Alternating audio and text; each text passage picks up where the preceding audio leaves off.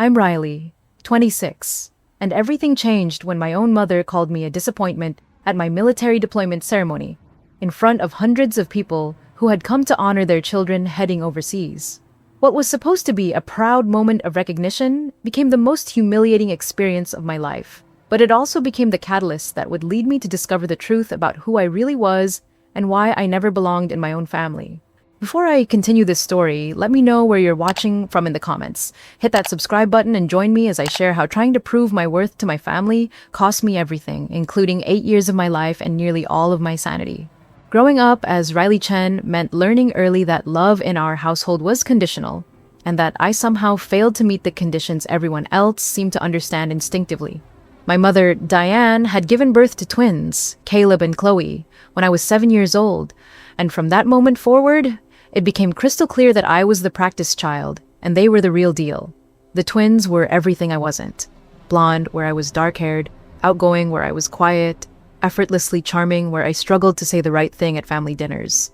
Caleb excelled at baseball and maintained a 4.0 GPA without apparent effort. Chloe danced competitively and had already been accepted to Northwestern on a partial scholarship by her junior year of high school. My mother's disappointment in me wasn't subtle or hidden. It lived in the way she would sigh when teachers called about my grades, which were decent but not exceptional. It showed in how she would light up when neighbors asked about the twins' achievements, but changed the subject quickly when my name came up. Family photos told the story more clearly than words ever could.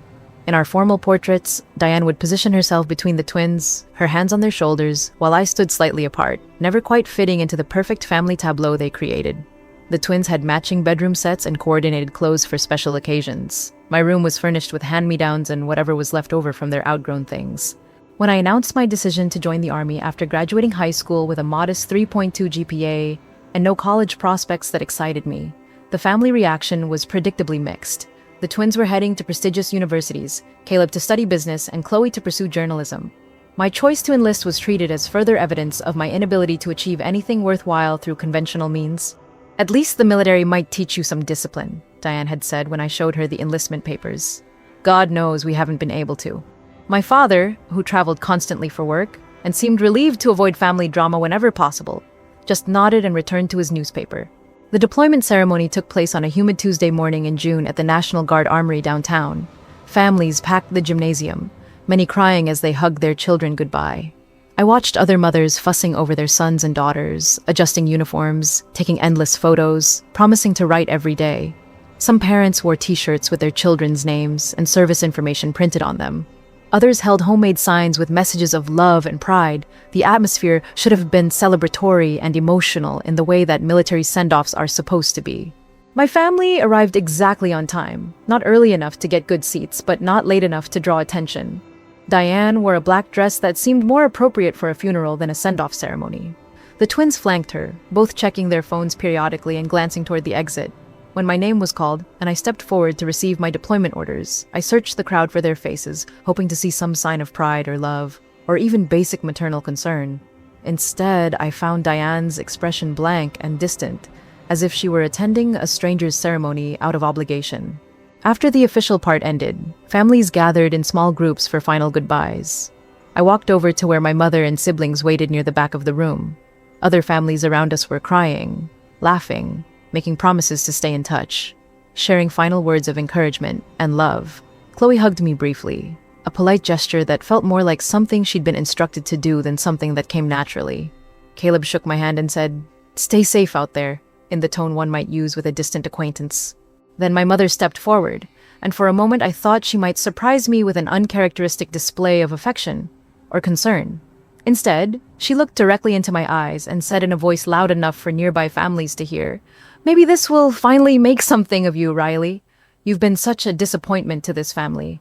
The words hit me like a physical blow, and I felt my face burn with shame as conversations around us stopped and other parents turned to stare. She continued, "I just hope you don't embarrass us over there the way you've embarrassed us here." Then she turned and walked toward the exit, the twins following behind her without looking back. I stood there in my uniform, surrounded by other families saying tearful goodbyes, completely alone and more determined than ever to prove her wrong about me.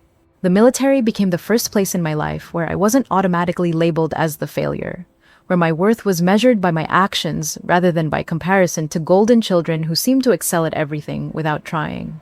Basic training was brutal, but for the first time in my life, the criticism I received was constructive rather than dismissive.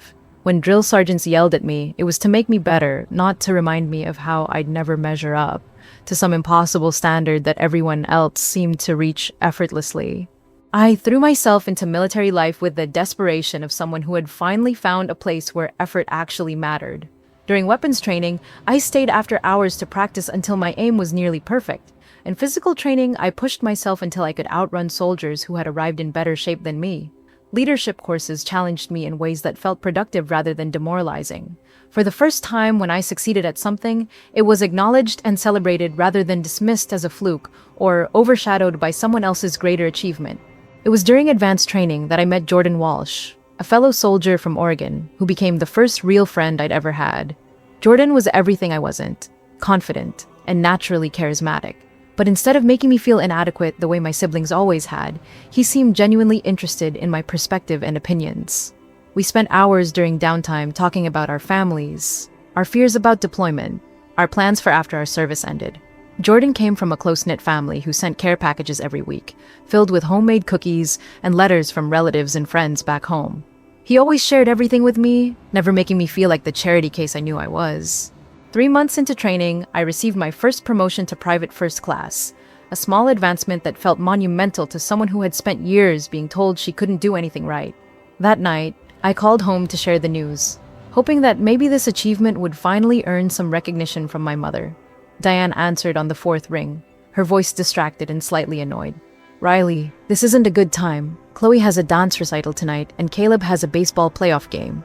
I explained about the promotion anyway, trying to keep the excitement out of my voice so I wouldn't sound childish. "That's nice, honey," she said in the tone people use when they're not really listening. "Listen, I've been meaning to talk to you about something. The twins are going to need help with college expenses, and your father's business has been slower than usual this year." The conversation that followed would set the pattern for the next 8 years of my life. Diane explained that as the only family member with a steady income and no major expenses, I was in the best position to help support Caleb and Chloe through college. "You're getting free housing and food in the military," she reasoned. "You don't need all that money just sitting in your account." The guilt was applied with surgical precision.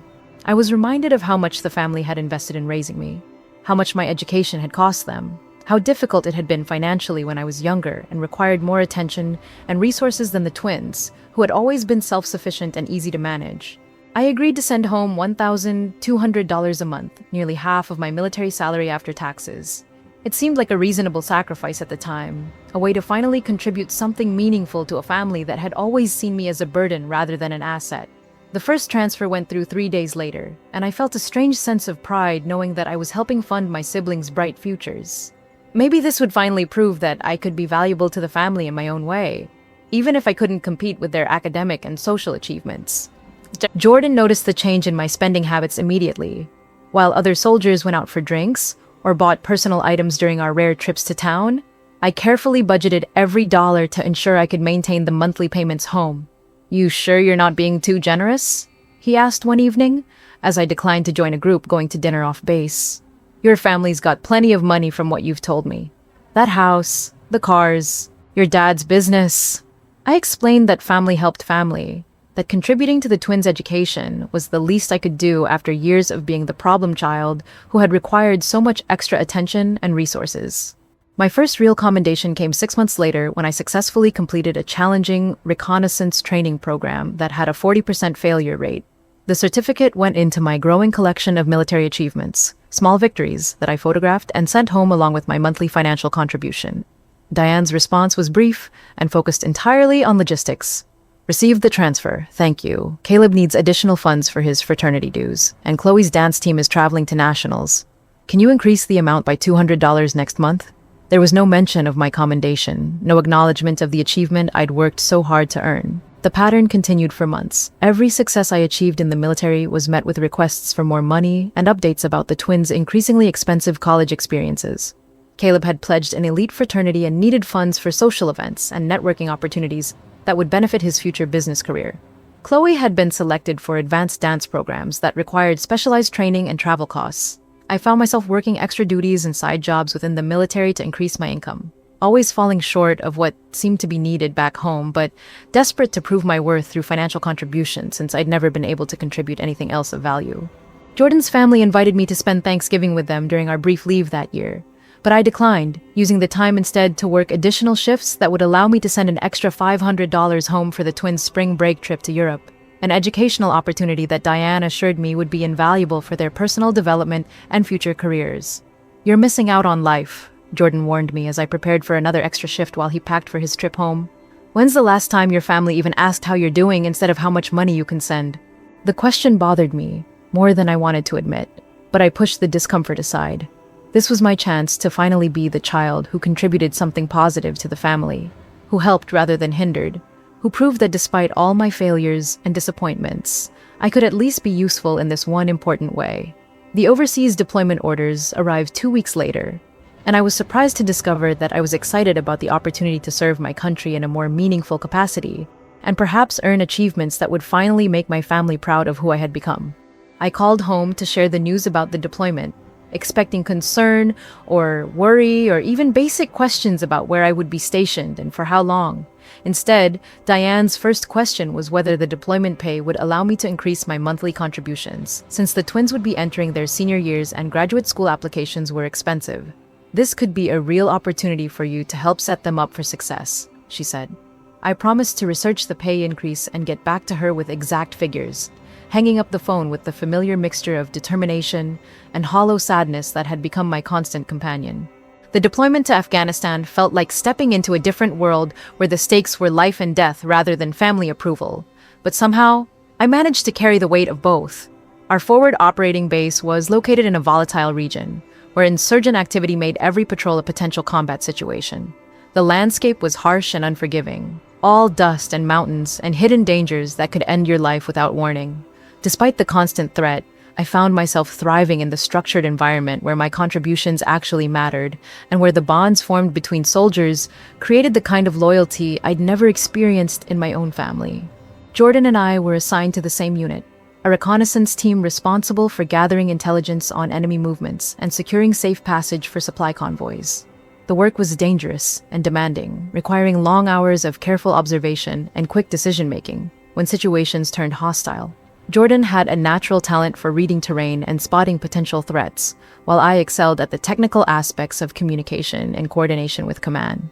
We complemented each other perfectly, and for the first time in my life, I felt like part of a team where my specific skills were valued rather than seen as inadequate substitutes for talents I'd never possessed. Even in the midst of combat operations, I maintained my commitment to sending money home. The deployment pay increase meant I could now transfer $1,800 monthly to my family, a substantial portion of my income that left little room for personal expenses or small comforts that other soldiers enjoyed.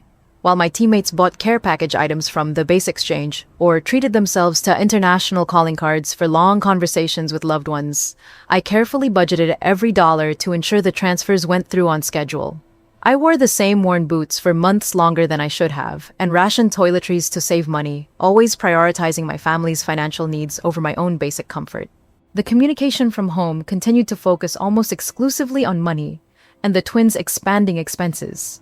Caleb had been accepted to a prestigious MBA program that would require additional funding for tuition and living expenses.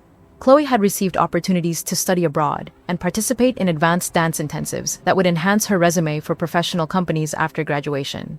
Each achievement came with associated costs that somehow became my responsibility to fund.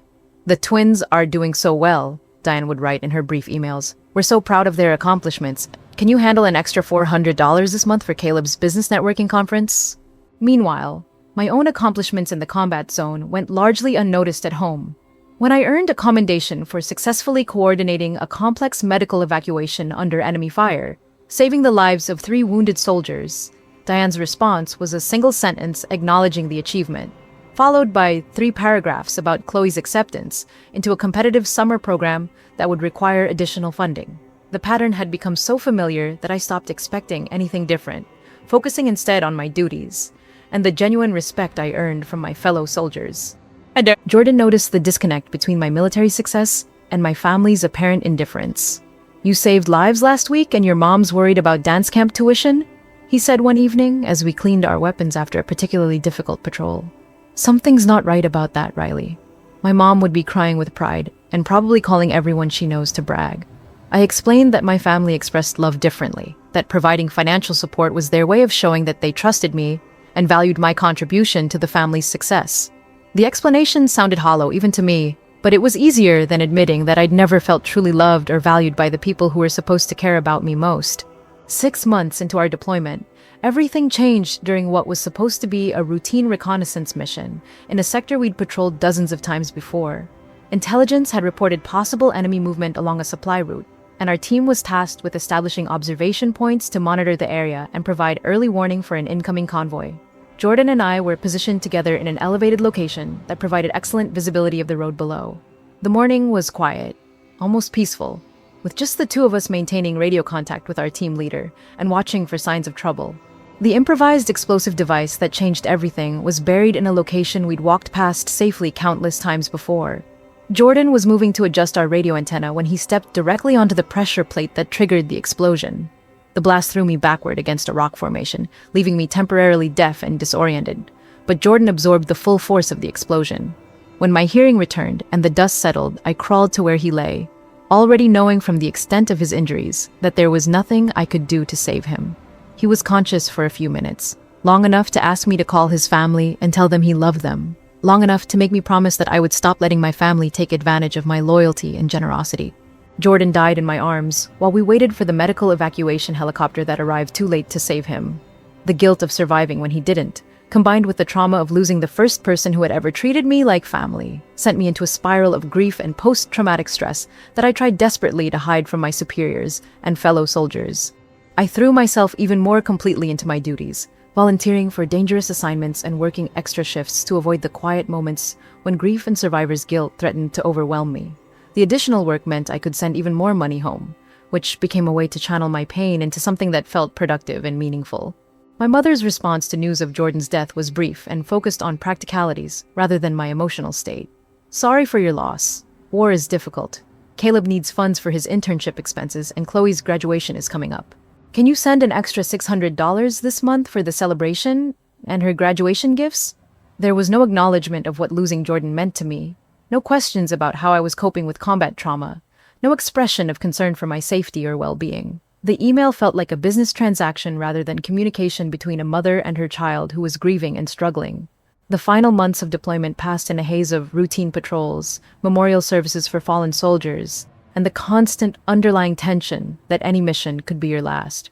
I maintained my financial commitments to my family, despite increasing my personal risk by volunteering for extra duties that came with additional pay.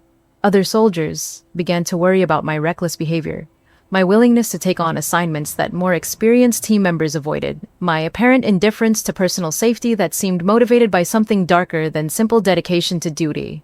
I assured everyone that I was fine, that losing Jordan had taught me the importance of making every day count and contributing as much as possible to the mission and to my family back home. As my deployment neared its end, I found myself simultaneously eager to return home and terrified of facing civilian life without the structure and purpose that military service provided. Jordan's death had left me questioning everything about my relationships and priorities, but I pushed those doubts aside and focused on the one thing that felt solid and meaningful: my ability to provide financial support for my family's continued success. I had already made arrangements to surprise them with my early return, planning to use my accumulated leave time to arrive home 2 weeks before they expected me. The thought of seeing their faces when I walked through the door unannounced was one of the few things that brought me genuine happiness during those final, difficult weeks overseas. I had no idea that the family I was so eager to surprise had already made their own plans for my return, plans that didn't include me at all. The mission that ended my military career happened 3 weeks before my scheduled return home, during what was supposed to be a final routine patrol in a sector we'd secured months earlier. An intelligence report had indicated possible weapons cache locations in abandoned buildings near the outskirts of a village we'd been monitoring, and our team was tasked with conducting a search and verification operation. I volunteered for the assignment, despite having enough accumulated leave time to avoid it entirely, driven by the same reckless dedication that had characterized my behavior since Jordan's death and my desperate need to earn every possible dollar before returning to civilian life. The building we were searching had been used as a storage facility before being abandoned during earlier fighting in the region. Our team had cleared the main floor and was systematically checking the upper levels when the secondary explosion occurred. Unlike the improvised explosive device that had killed Jordan, this blast was the result of unstable ordnance that had been left behind during previous conflicts, a shell that detonated when debris shifted during our search. The explosion brought down part of the building's roof and sent shrapnel tearing through my left leg and lower back, causing injuries that would require months of surgery and rehabilitation to address. I spent the next 4 months in military hospitals, first in Germany for emergency surgery to remove shrapnel and stabilize my injuries, then at Walter Reed in Maryland for reconstructive procedures and physical therapy. The doctors explained that while I would eventually regain most of my mobility, the extent of nerve damage meant I would never meet the physical requirements for continued active duty. The medical discharge paperwork was processed while I was still learning to walk without assistance again, officially ending the military career that had been the first and only place I'd ever felt truly valued and competent.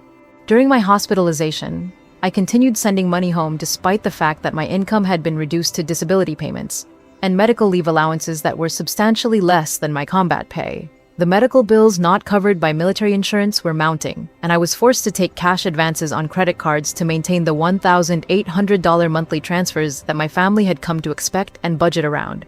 When I explained the financial strain to my mother during one of our brief phone conversations, her response was unsympathetic and focused on the twins' immediate needs rather than my long-term financial stability.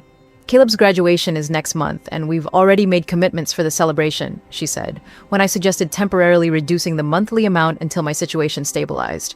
"Chloe's been accepted to graduate school and needs deposits for tuition and housing.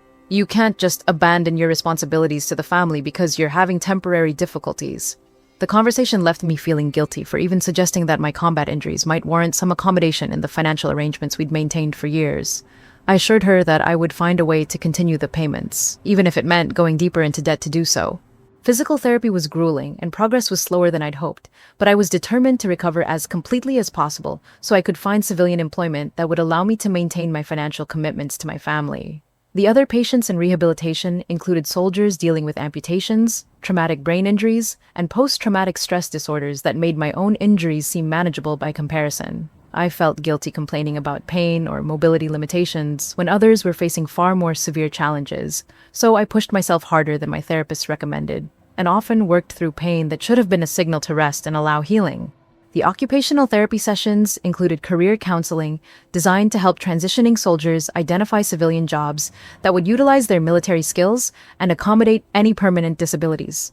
I explained that I needed to find employment that would provide enough income to continue supporting my family's expenses, which meant pursuing higher-paying opportunities even if they might not be ideal for someone with my physical limitations. The counselor suggested that I might want to consider focusing on my own financial stability first, given the medical expenses and debt I'd accumulated, but I dismissed that advice as impractical given my family obligations. As my release date approached, I grew increasingly excited about the prospect of returning home and reuniting with my family after nearly 2 years overseas and months of hospitalization. I had been planning to surprise them with my early arrival, using accumulated leave time to come home 2 weeks before they expected me. The thought of walking through the front door unannounced and seeing their faces light up with surprise and joy was one of the few things that motivated me through the most difficult days of recovery and rehabilitation. I used my final weeks in the hospital to make arrangements for my transition back to civilian life. I researched job opportunities in Chicago that would utilize my military communications and logistics experience, applied for positions that offered starting salaries sufficient to maintain my family financial contributions, and made arrangements to move back into my old room at home while I established myself in the civilian workforce. My mother had assured me during our phone conversations that my room was waiting for me, and that the family was looking forward to having me home again after so many years away. The flight from Washington, D.C. to Chicago was uncomfortable due to my ongoing mobility issues, but I was too excited about the homecoming to focus on physical discomfort. I had packed light, carrying only a military duffel bag with essential belongings and the small collection of commendations and photographs from my service overseas. Everything else could be replaced once I was settled at home and had found employment. The taxi ride from the airport to my family's neighborhood gave me time to reflect on how much had changed during my time away, and how eager I was to rebuild relationships that had been maintained only through brief phone calls and financial transactions for years. The house looked exactly as I remembered it, a large colonial in an affluent suburb with the perfectly maintained lawn and landscaping that had always been my mother's pride. I paid the taxi driver and walked slowly up the front walkway, favoring my injured leg, but managing the distance without assistance. The key I'd carried in my wallet throughout my deployment and hospitalization no longer fit the front door lock. I tried it several times, thinking perhaps the lock was stiff from weather or disuse, before accepting that the locks had been changed entirely. Confused, but assuming there was a reasonable explanation, I rang the doorbell and waited for someone to answer. After several minutes with no response, I walked around to the back of the house and discovered that the garage was empty and there were no cars in the driveway. The house appeared to be completely unoccupied, which seemed impossible given that I'd spoken to my mother just 2 weeks earlier and she'd made no mention of any travel plans or temporary absence from home. I sat on the front steps for over an hour, calling my mother's cell phone repeatedly and getting only voicemail responses. My confusion gradually turned to concern, and then to the familiar sick feeling of dread that I'd learned to associate with family-related disappointments and humiliations. When Mrs. Patterson from next door noticed me sitting there and approached with a concerned expression, I asked if she knew where my family had gone and when they might return. "Oh, honey," she said, her face showing the kind of pity that made my stomach clench with anticipation of bad news. "Your family moved out months ago. They bought a beautiful new house on the other side of town, much bigger than this one. The moving trucks were here in February." She gave me the address and directions, explaining that she'd assumed I knew about the move and had been wondering why I wasn't living in the new house with them. The revelation that my family had moved to a new home without telling me, after years of my sending nearly half my income to support their lifestyle, felt like a physical blow that left me struggling to breathe normally. As I called another taxi to take me to their new address, I tried to find reasonable explanations for why they wouldn't have mentioned such a major change during our phone conversations. Perhaps they'd wanted to surprise me with the upgrade, or maybe they'd assumed I would prefer to find my own place after years of independent military living. I pushed aside the growing certainty that something was fundamentally wrong with our family dynamic and focused on the anticipation of finally being reunited with the people I'd sacrificed so much to support. The new house was everything Mrs. Patterson had described and more, a mansion in an exclusive neighborhood that represented the kind of lifestyle I'd been funding with my military pay, without ever seeing the results of my sacrifice. The mansion that my 8 years of military sacrifice had purchased stood before me like a monument to everything I'd never been allowed to have or even dream of wanting. The house was easily 3 times the size of our old family home, with a circular driveway, professional landscaping, and luxury cars parked casually in front, as if wealth had always been the family's natural state. A BMW sat next to a Mercedes, both newer models that cost more than I'd earned in entire years during my early military service. The sight of them made my stomach turn as I calculated how many months of my combat pay had gone toward those vehicles, while I'd worn the same worn boots until they had holes in the soles. I stood at the end of the driveway for several minutes, leaning heavily on the cane that I still needed for longer walks, trying to process the reality of what my financial sacrifice had actually purchased for my family.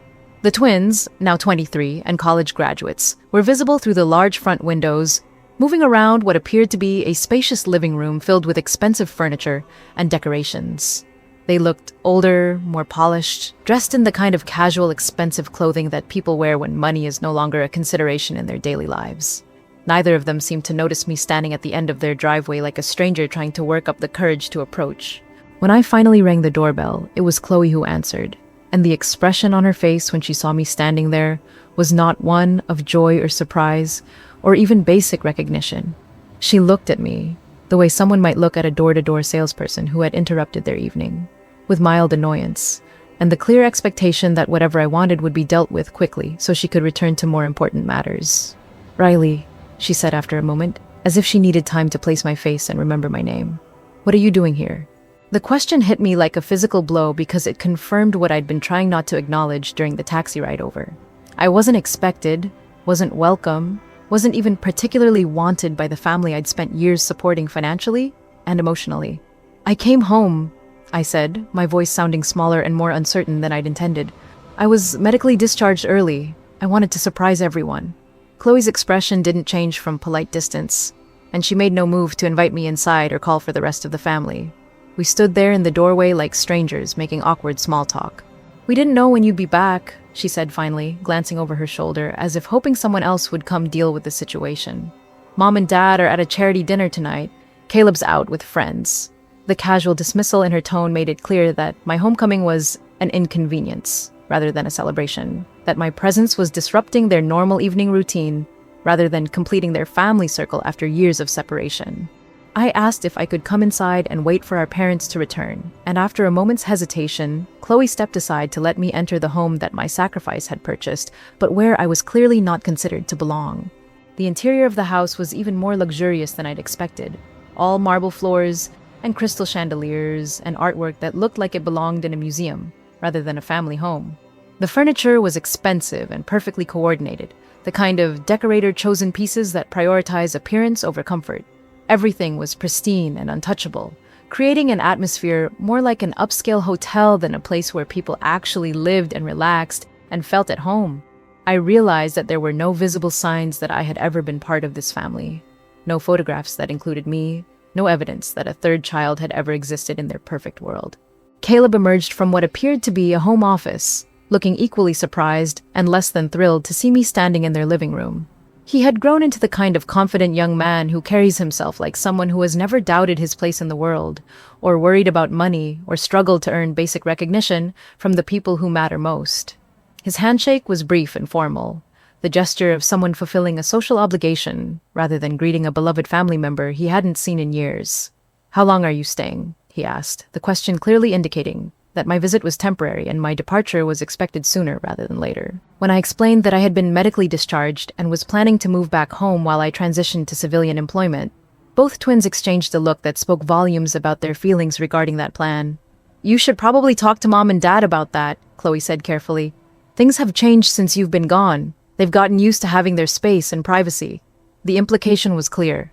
There was no room for me in their new life. No place set aside for the family member who had funded their prosperity through years of personal sacrifice and hardship.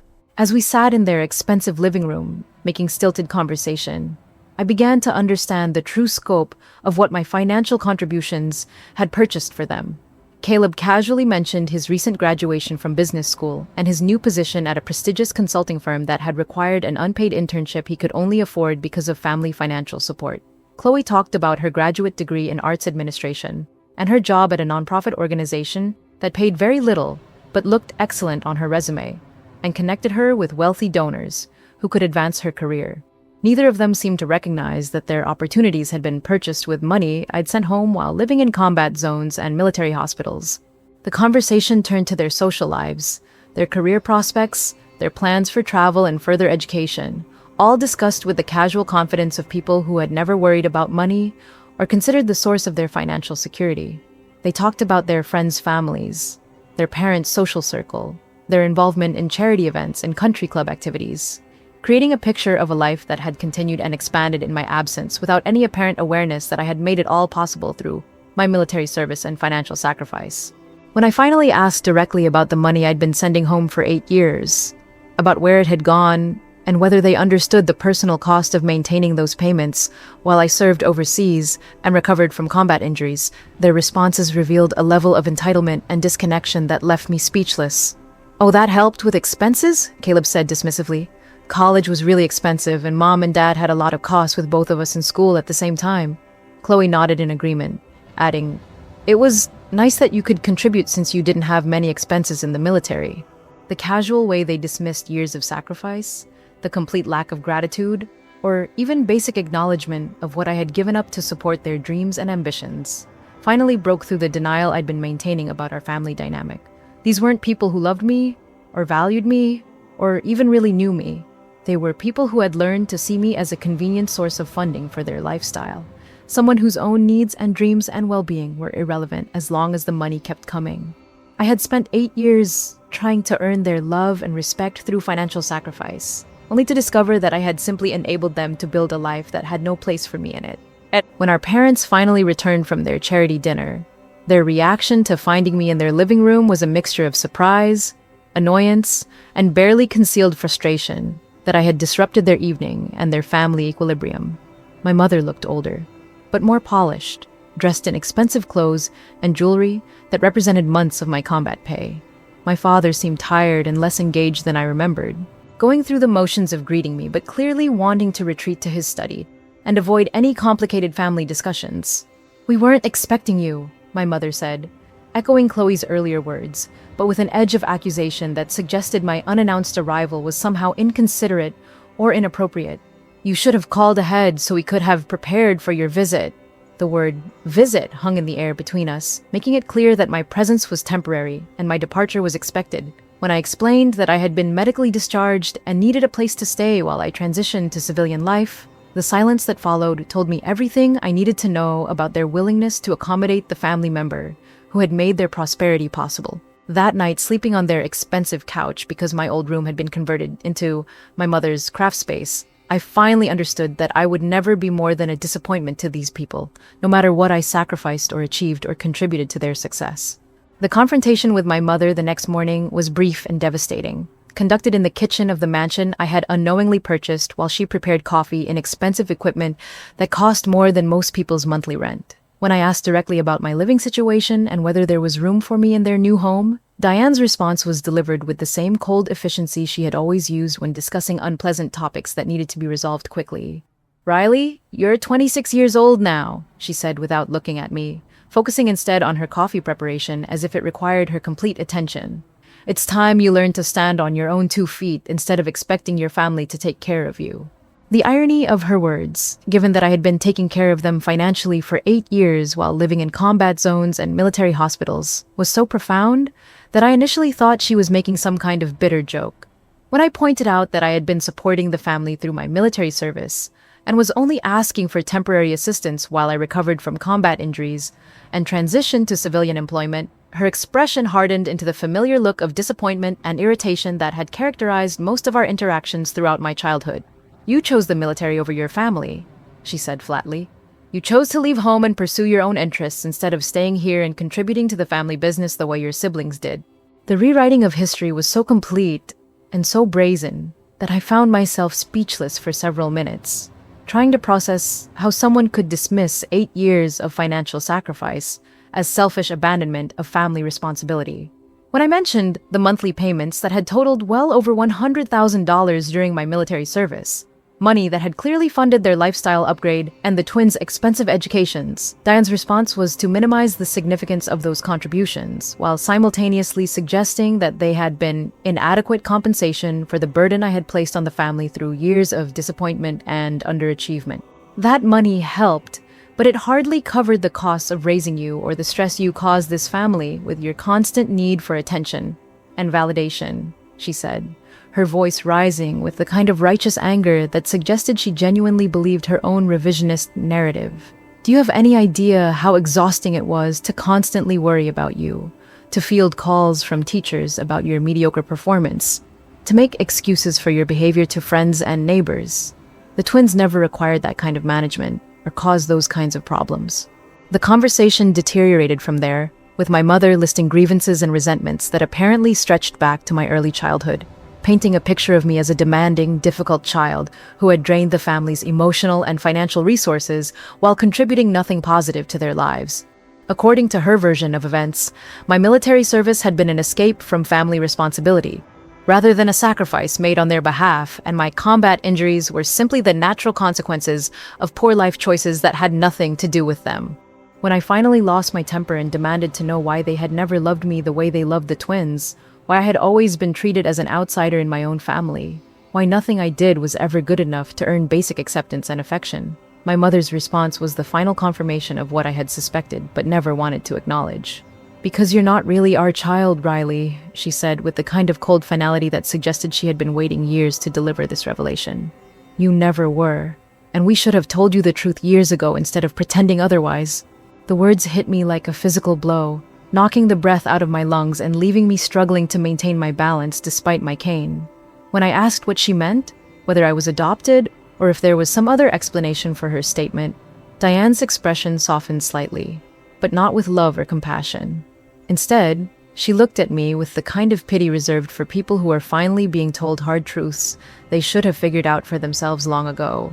"Your biological mother was my sister Sarah," she explained with clinical detachment. "She died in a car accident when you were 3 years old, and we took you in because there was no one else. But you were never really ours, and we never pretended you were anything more than a responsibility we accepted out of obligation to family." The casual way she delivered this life-altering information, as if she were discussing weather or grocery shopping, made the revelation even more traumatic than it would have been under different circumstances. I left their house that morning with my military duffel bag and a head full of questions that I knew my mother would never answer honestly or completely. The revelation that I was not their biological child explained so much about our family dynamic, but it also raised new questions about my real mother, about why I had never been told the truth, about whether other family members knew the real story of my origins and had chosen to keep it secret for over 20 years. The only person I could think of who might have answers was my grandmother Maggie, my father's mother, who lived in the old neighborhood where our family had lived when I was younger. Maggie had always been kind to me in a way that seemed different from her interactions with the twins, more personal and less conditional, though I had never understood why at the time. She was also the only family member who had ever asked about my well-being during my military service, sending occasional care packages and letters that focused on my safety and happiness rather than my financial contributions to the family. The taxi ride to Maggie's house gave me time to process the morning's revelations and prepare for what might be another difficult conversation with someone who had been keeping family secrets for decades. Maggie lived in a small craftsman bungalow that had belonged to her and my grandfather for over 50 years, a modest home that stood in stark contrast to the mansion my military pay had purchased for my adoptive family. The neighborhood had changed over the years, becoming less affluent and more diverse, but Maggie had refused to move despite my father's suggestions that she would be happier in a senior living community. When she answered her door and saw me standing there with my duffel bag and cane, her immediate reaction was so different from my family's reception that I almost started crying right there on her front porch. "Riley, sweetheart," she said, pulling me into a hug that felt like the first genuine expression of love I had received in years. "What are you doing here? I thought you were still overseas." Her concern was immediate and authentic, focused entirely on my well-being rather than my convenience or the disruption my presence might cause to her routine. Inside her familiar living room, surrounded by family photographs that actually included pictures of me throughout my childhood and military service, I told Maggie everything that had happened since my return from deployment. The changed locks, the new house, the cold reception from my siblings, and finally the devastating revelation about my true parentage that my mother had delivered like a weapon designed to cause maximum damage. As I spoke, I watched Maggie's expression shift from concern to sadness, to something that looked like long-suppressed anger. When I finished my story, Maggie was quiet for a long time, her hands folded in her lap as she stared at the photographs on her mantelpiece. Finally, she looked at me with tears in her eyes and said, "I've been waiting for this conversation for 23 years, honey. I've been hoping someone would finally tell you the truth, and I've been dreading it at the same time." She got up slowly and went to an old wooden chest in the corner of the room, returning with a manila envelope that looked like it had been handled many times over the years. "Your mother Sarah was the most beautiful, brave, loving woman I ever knew," Maggie began, her voice thick with emotion. "She was a nurse in the army, stationed in Germany when she met your father. Not the man you think is your father, but a wonderful soldier named David Chen, who loved her more than life itself." She handed me the envelope, explaining that it contained photographs, letters, and documents that told the story of my real parents and the circumstances that had led to me being raised by people who had never wanted me in the first place. The photographs showed a young woman in military uniform who looked remarkably like me, with the same dark hair and serious expression that I recognized from looking in mirrors my entire life. The letters revealed a love story between two people who had planned to build a life together, to raise their daughter in a home filled with the kind of unconditional love and acceptance that I had never experienced with my adoptive family. "Your father David was killed in a training accident when you were 2 years old," Maggie continued, wiping tears from her cheeks. "Sarah was devastated, but she was determined to raise you on her own and give you the best life possible. She was driving to a job interview when the accident happened. You were with a babysitter that day, which is the only reason you survived." The story that emerged from Maggie's carefully preserved documents was both heartbreaking and illuminating, explaining not just who my real parents were, but why my adoptive family had always treated me as an unwanted burden rather than a beloved child. The documents that Maggie spread across her coffee table that afternoon contained the missing pieces of my identity and the key to understanding why I had spent 26 years feeling like a stranger in my own family. Among the photographs and letters was a will that Sarah Chen had written shortly after my father David's death, a legal document that Maggie had been safeguarding for over 2 decades while waiting for the right moment to reveal its contents. The will established a trust fund for my education and future, funded by David's military life insurance policy and Sarah's savings, totaling nearly $180,000 that should have been available to me when I turned 18. Diane knew about this money from the beginning, Maggie explained, her voice heavy with years of suppressed anger and guilt. Sarah made her the trustee because she was family, and because she promised to love you and raise you as her own child. But Diane saw the money as compensation for taking on an unwanted responsibility, and she convinced my son Richard that they had a right to use it for family expenses since you were costing them so much to raise. The betrayal was so complete and so calculating that I struggled to process the implications, while Maggie continued explaining how my inheritance had been systematically stolen over the years. According to the financial records that Maggie had managed to obtain through a lawyer friend, the trust fund had been depleted gradually through the years I lived with them, supposedly for expenses related to my care, education, and support. In reality, the money had funded family vacations, home improvements, and luxury purchases that had nothing to do with my well-being. By the time I graduated high school and joined the military, the entire inheritance from my biological parents had been consumed by the people who had promised to protect it for me. I tried to intervene several times over the years, Maggie said, showing me copies of letters she had written to Diane demanding accountability for the trust fund management. But I was just an elderly woman with no legal standing, and they knew I couldn't afford to hire lawyers or fight them in court. I kept hoping that eventually they would do the right thing and tell you the truth, that they would find a way to repay what they had taken. Instead, they let you send them money for 8 years while you risked your life overseas. The revelation that my adoptive family had not only stolen my inheritance, but had then manipulated me into financially supporting them through my military service was so outrageous that I initially couldn't believe the full scope of their deception. I calculated the total amount I had sent home during my 8 years of service, well over $140,000, which meant they had essentially forced me to repay my own stolen inheritance while living in combat zones and military hospitals. The mathematical precision of their exploitation was almost as devastating as the emotional cruelty they had shown me throughout my life. Maggie helped me contact her lawyer friend, an elderly man named Robert Morrison, who had been tracking the trust fund situation for years, while waiting for me to learn the truth and seek legal recourse. Morrison explained that while the statute of limitations had expired on some aspects of the financial fraud, there were still legal options available, particularly given the continuing nature of the deception and the fact that I had been an unknowing victim who couldn't have pursued earlier action without knowledge of the crimes being committed against me. The legal process that followed was complex and emotionally draining, requiring me to document years of financial manipulation and provide evidence of the monthly payments I had made to my adoptive family during my military service. Morrison was confident that we could recover the money I had sent them, plus interest and damages, but he warned me that pursuing legal action would likely destroy any remaining relationship with the people who had raised me. I told him that relationship had been destroyed years ago by their choices, not mine.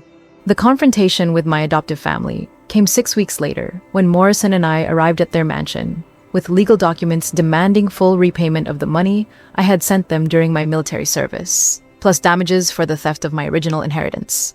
The meeting took place in their expensive living room, surrounded by the luxury items that my financial sacrifice had purchased, while my former family sat stiffly on their designer furniture and listened to Morrison outline the legal case against them. Diane's initial response was to deny any wrongdoing and claim that the money they had received from me had been freely given family support, rather than exploitation of a vulnerable person who had been kept ignorant of her true circumstances. When Morrison presented copies of the original trust documents and evidence of how the money had been spent over the years, her composure began to crack, and she started making excuses about the costs of raising me and the financial pressures the family had faced during my childhood. "We gave her a home when no one else would take her," she said, her voice rising with defensive anger. "We fed her, clothed her, sent her to school, dealt with all her problems and emotional neediness. That money was compensation for 20 years of dealing with a difficult child who never appreciated what we did for her." The casual way she dismissed the value of my life and minimized the significance of providing basic care to an orphan child revealed the depth of resentment she had harbored against me for decades.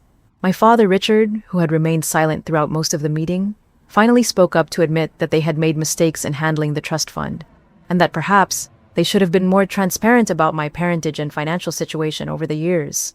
His tone suggested that these were minor oversights rather than deliberate acts of fraud and emotional abuse that had shaped my entire understanding of myself and my place in the world.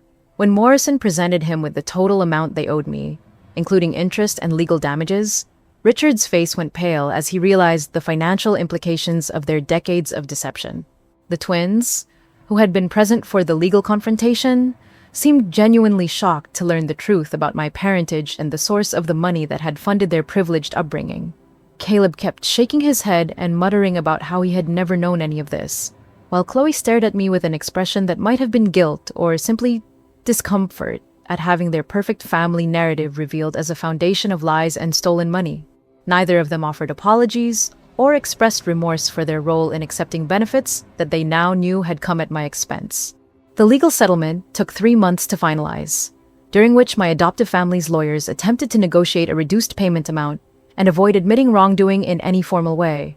Morrison was relentless in pursuing full compensation, and eventually they agreed to repay the entire $143,000 I had sent them during my military service, plus $50,000 in damages and legal fees.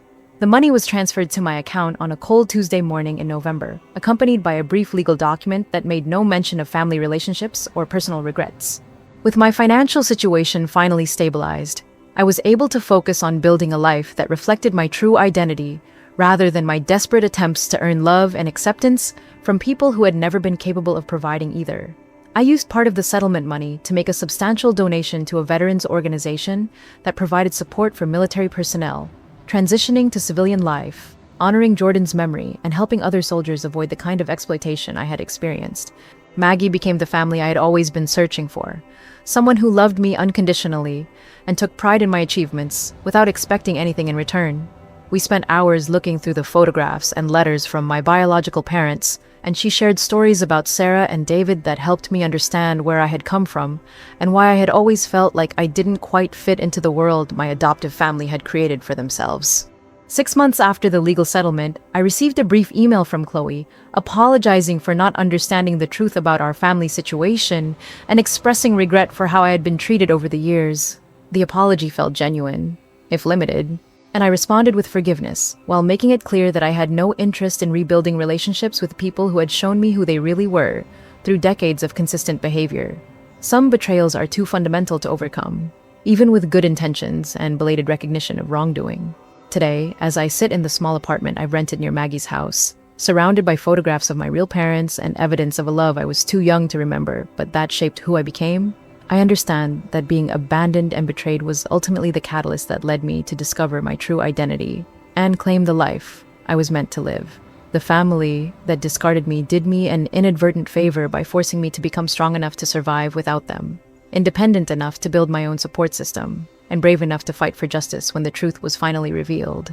Sometimes the people who hurt us most give us the greatest gift by showing us exactly who we don't want to become. And sometimes the worst betrayals lead us to the most important discoveries about ourselves and our capacity for resilience and growth. If you've experienced family betrayal or discovered difficult truths about your origins, share your story in the comments. Remember that the family you choose and the identity you create for yourself are often more valuable than the circumstances you were born into. Don't forget to like, subscribe, and share if this story resonated with your own journey toward understanding who you really are.